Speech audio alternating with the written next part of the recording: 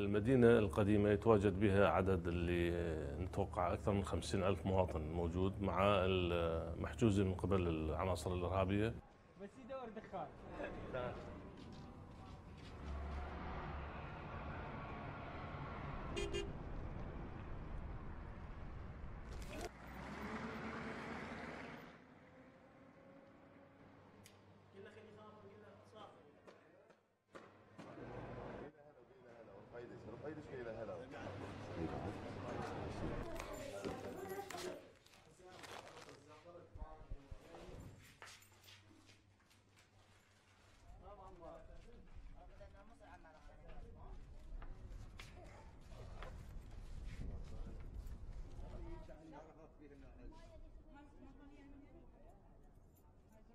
قبل أحسن، قبل داعش أحسن.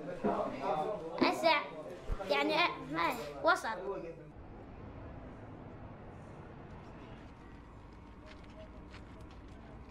احنا 5 أيام لا أكل ولا شرب، عايشين على الحنطة، ناكل حنطة ونشرب حنطة. الله وكيل محمد كفيل.